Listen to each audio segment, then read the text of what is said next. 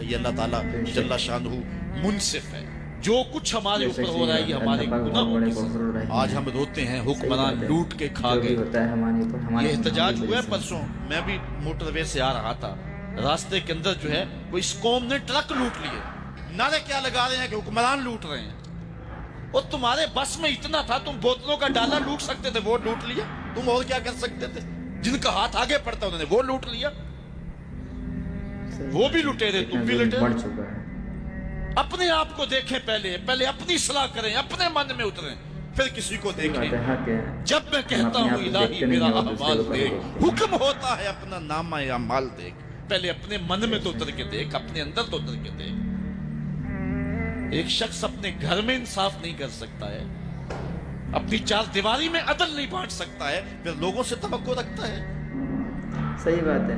ہم نے دیکھنا ہے کہ ہم کس جگہ پہ کھڑے ہیں, ہم دیکھ ہی رہے ہیں. اپنے آپ کو دیکھنا ہے, پھر حالات خود بخود سنورتے چلے جائیں گے. ایک روایت کے لفظ ہے اعمالکم امالکم, تمہارے اعمال ہی تمہارے حکمران ہیں. صحیح بات ہے. اگر تمہارے اعمال ٹھیک ہو جائیں گے رحمت کی چھتڑیاں تمہارے اوپر آ جائیں گی, اور اگر اعمال ٹھیک نہیں ہوں گے تو پھر یہی تمہارے کچھ ہو. حضور تشریف لائے اور آقا کریم نے فرمایا من یاخذ عنی ہؤلاء الکلمات فیعمل بہن او یعلم من یعمل بہن.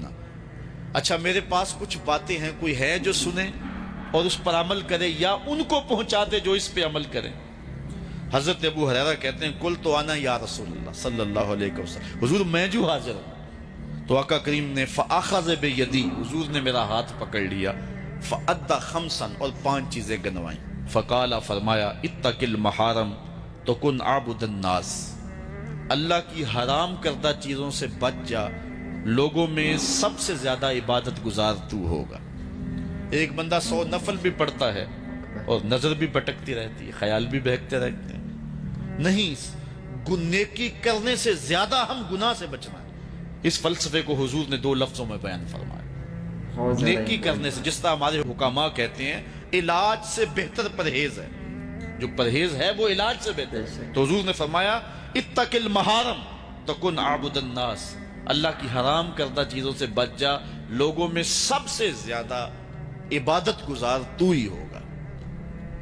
دوسری بات, وَرْضَ بِمَا قَسَمَ اللَّهُ لَكَ تَكُنْ أَغْنَى النَّاسِ, اللہ کی تقسیم پہ راضی ہو جا, سب سے بڑا غنی تو ہی ہوگا. اللہ کی تقسیم پہ بندہ نہیں راضی ہوگا تو کیا ہوگا؟ واصف علی واصف نے لکھا تھا کہ غم کسے کہتے ہیں, اس نے کہا اپنی مرضی اللہ کی مرضی میں فرق کا نام غم ہے. اللہ کہتا ہے میں بارش ڈالوں, بندہ کہتا ہے نہ آئے, ہوگا کیا جو اللہ چاہے گا. پھر بارش آ گئی تو بندہ دکھی ہو گیا کہ نہ ہو گیا. تو جے کہے بندہ کہ مالک جے تو میرے دکھ وچ راضی تو میں سکھ نو چلے ڈاواں, تو اس بارش میں مزہ لے گا کہ نہیں لے گا. میاں صاحب فرماتے ہیں دکھ ہمیشہ تے سکھ کتائیں, تے دکھاں تو سکھ وارے, دکھ قبول محمد بخشا راضی رہن پیارے. تو غم کیا ہے؟ اپنی مرضی اور اللہ کی مرضی میں فرق کا نام.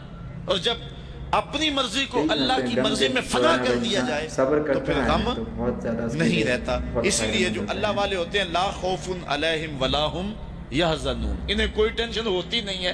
ٹینشن تو ہو کہ مزاج کے خلاف بات ہو, تو جو رب چاہتا ہے یہ اس پہ راضی ہوتے ہیں, پھر جو ہوتا ہے یہ کہتے ہیں تیری تقدیر پہ ہم راضی ہیں.